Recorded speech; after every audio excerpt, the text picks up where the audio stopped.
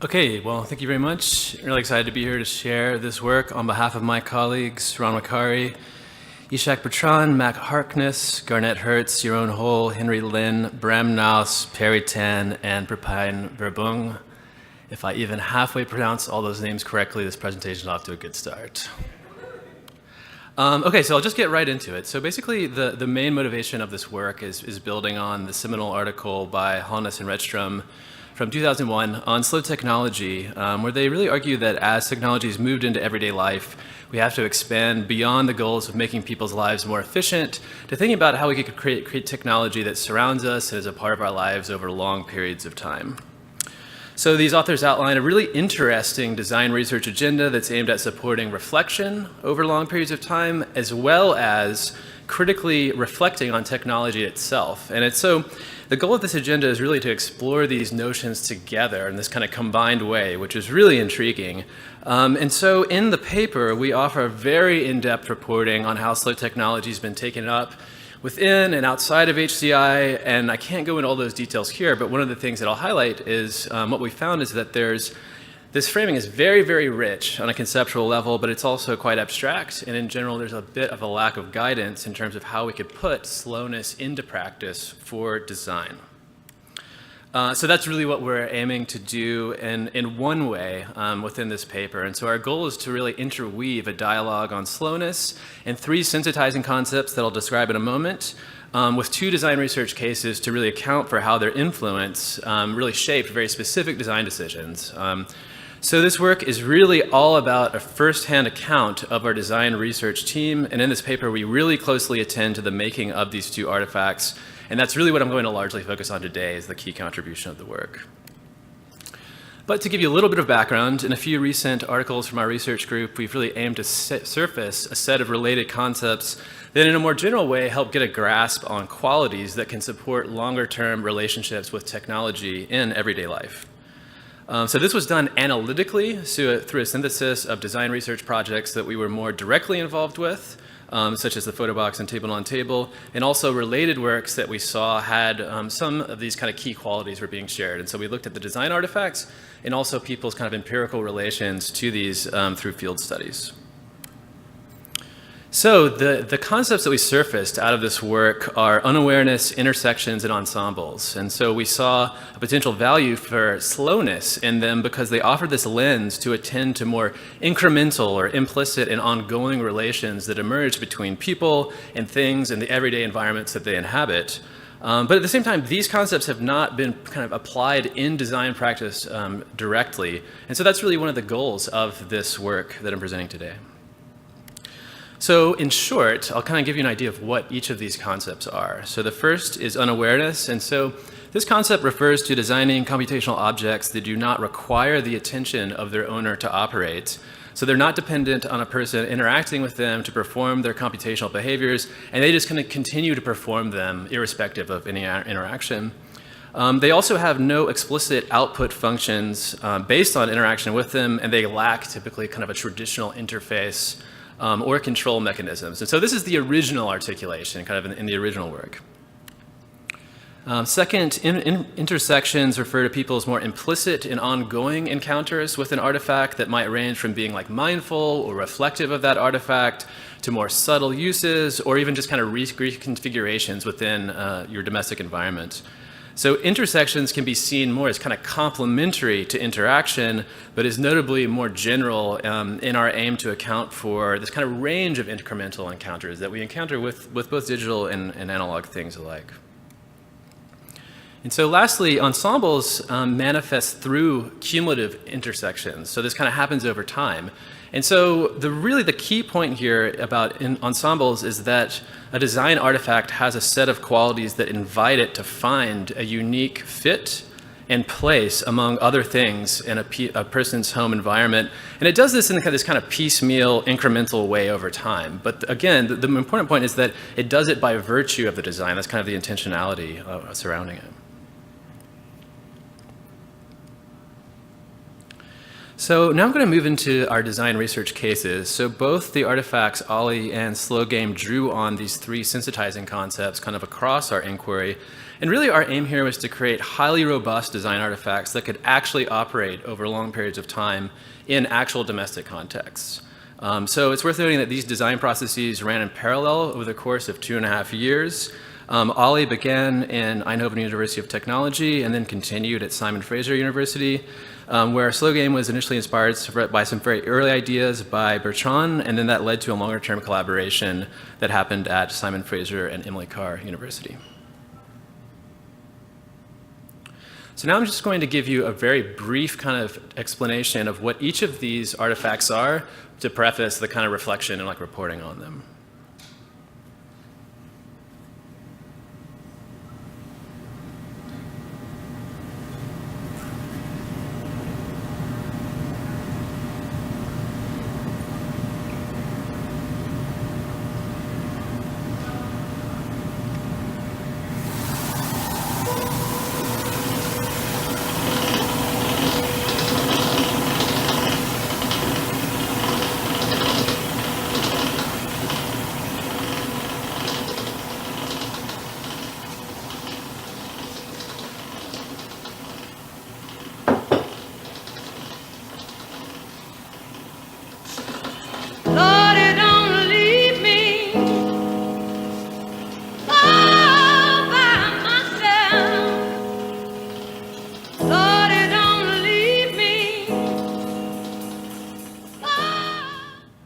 So one last thing I'll mention in terms of that is that last interaction, that kind of twisting motion, all that did was just to trigger the song to play. That was the main effect. And so in terms of Slow Game, one of the things that we were interested in is applying this metaphor of slowness to kind of a popular and kind of fast-moving game. So we selected the Snake game, which has a strong place in popular culture history, which is a very fast game that you could play several times, perhaps just waiting in line for a bus. So if you don't know what this game is, I'll just give you a really quick example. So basically, Snake is a very simple game where you direct a moving snake towards small dots, and each time you run into one, you grow larger, and really the goal is just to last as long as you can without running into the perimeter or without running into yourself, in which case the game just ends. So it's super simple, very easy to understand, and so we re-envisioned Snake as a game in which the player makes approximately one move per day, which can equate to taking around 6 months to complete one game. And so the user can set the orientation of where the next move that the snake will go by rotating the cube and just kind of setting it down, but it will only make that move only about once after a day has passed, and just kind of continually and perpetually does that. So now I want to focus in on how some of the sensitizing concepts shaped decisions related to the form and materials of both of these artifacts. So we initially considered several forms for Slow Game, but decided on a cube because it enabled us to leverage the simple affordance of rotating it from one side to another as the primary input for the game. And so this meant that we did not have to include buttons or interface control mechanisms, which is a key constraint, kind of coming back to the idea of unawareness. We also anticipated that this kind of small and recognizable form would be able to easily fit in relation to other things within a person's home and kind of other places. And this could start to catalyze intersections and ensembles to emerge over time. Because it's so simple, it's so easy to kind of reconfigure it to other things within your home. So after considering numerous materials, wood really emerged for us as the best choice, both on practical and conceptual levels. This is actually a log that we felled in Vancouver from a windstorm. So wood presented this kind of flexible material that itself required long time periods to grow and was also ideal because it could produce this kind of warm-looking but sturdy enclosure for the electronics. So we milled wooden enclosures and conducted various form studies that are described in much more detail in the paper.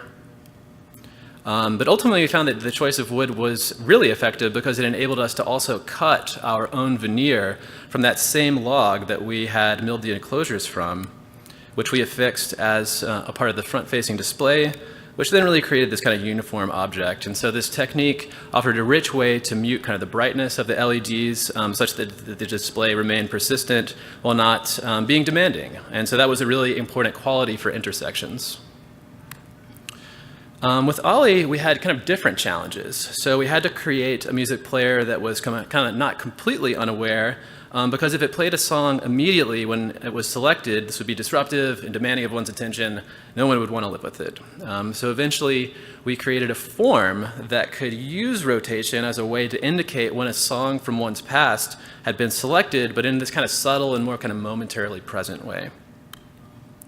So the concept of ensembles really highly influenced our choice to embody the rotating disc in this kind of teardrop-like form factor, because it could operate in any orientation, it could firmly stand in any direction, and the kind of interface, or where the rotating disc is kind of mirrored on both sides. So we anticipated this choice would more kind of naturally open up Olly to other objects being situated on it and perhaps around it over time.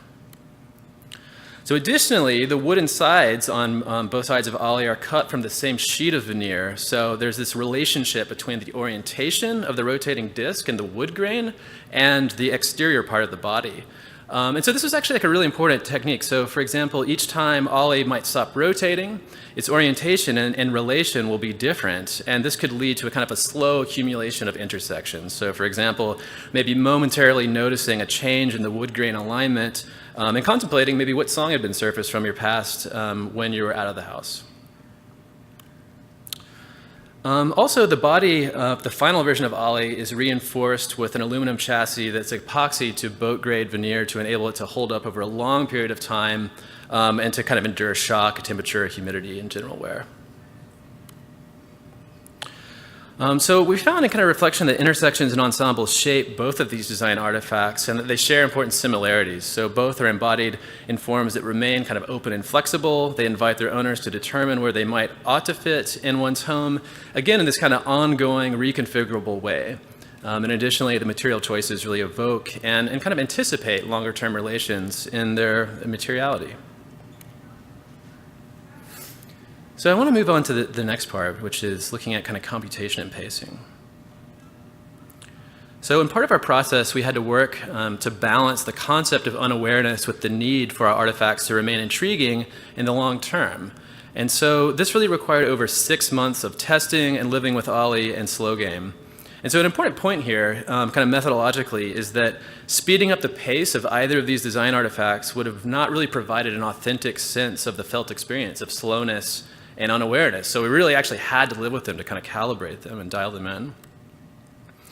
So with Slow Game, we initially implemented it with a pacing of 1 move per day, and this kind of unwavering cycle that started exactly when it was first powered on.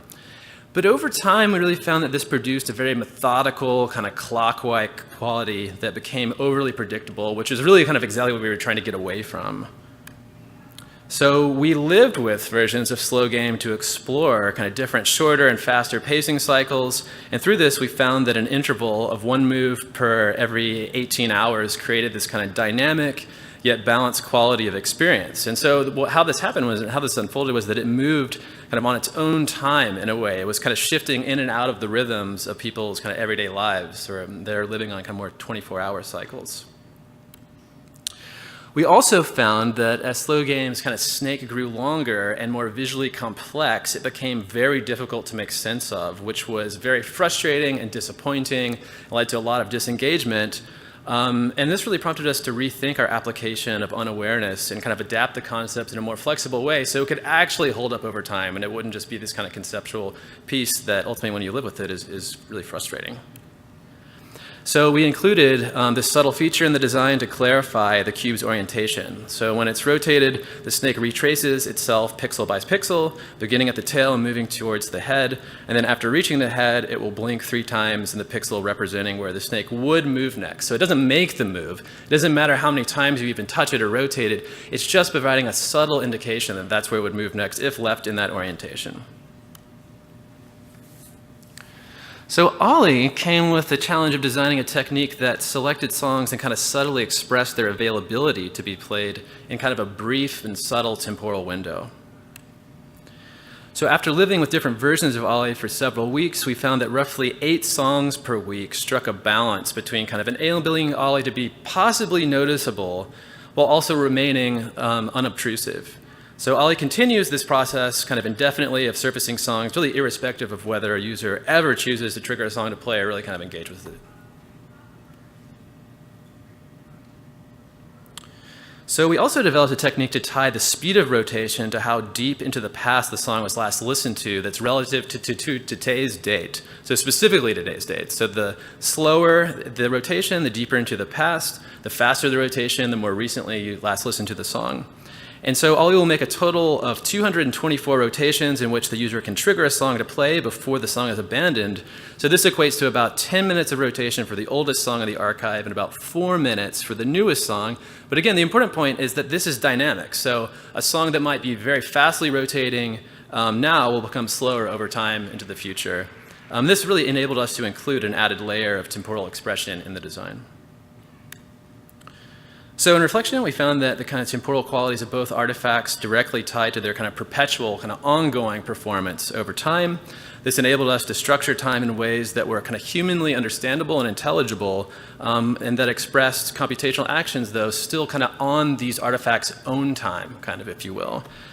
We also found that we had to revise our application of unawareness so that each artifact was kind of like mostly unaware of user engagement, but not fully unaware. And so this required us to design in support for some interactivity and sensing while still keeping interaction extremely minimal. Okay, so I just want to conclude with two last comments.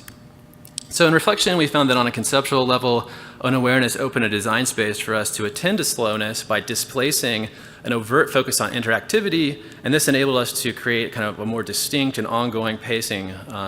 We also found that unawareness could not be so literally applied in practice.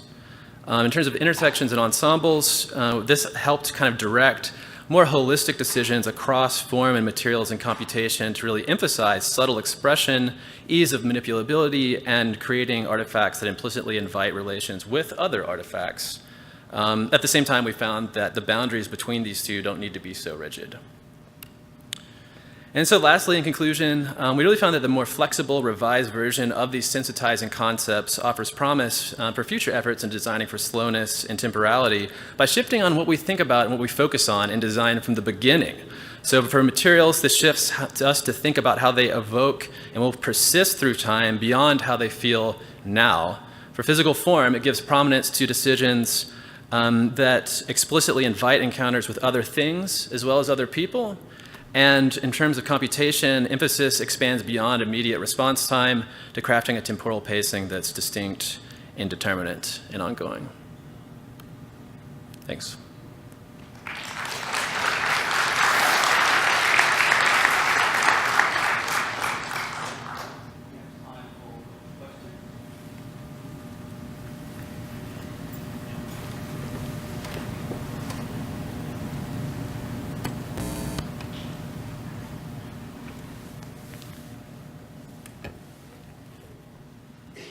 Hi, Will.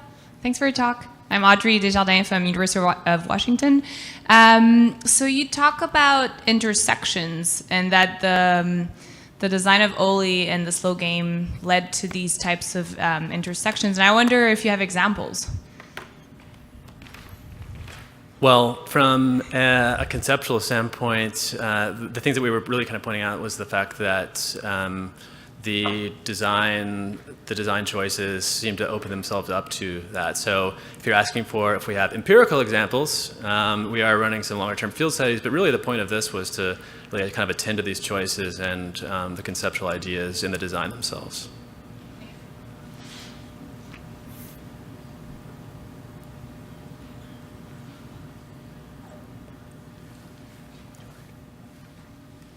I was going to ask a kind of similar question, but here's a sort of different.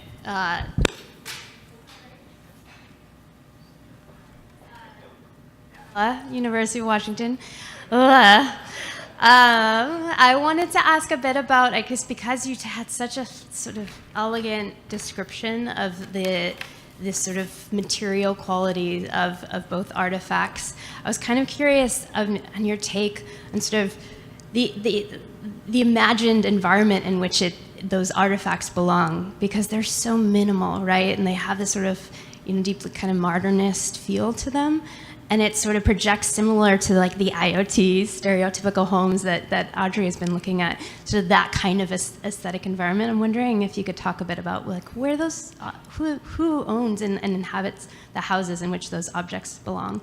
Yeah, that's a really good point. I mean, certainly some of the design aesthetics are really kind of pushing towards a particular, yeah, as you said, kind of like genre and set of attributes and qualities. And so that's, yeah, I mean, that's kind of configured from where we're coming from within kind of both between Western Europe and North America, and kind of fitting in within particular domestic aesthetics there. I mean, one of the things that we really point out in the paper in the end is that we look at this as just being kind of a way of opening up and seeing that we need really a lot of diversity, both in terms of the design of these things, maybe the material aesthetics, and also in terms of the way in which temporality is enacted and kind of tries to go beyond normative conceptions, which this is just one of many different possibilities.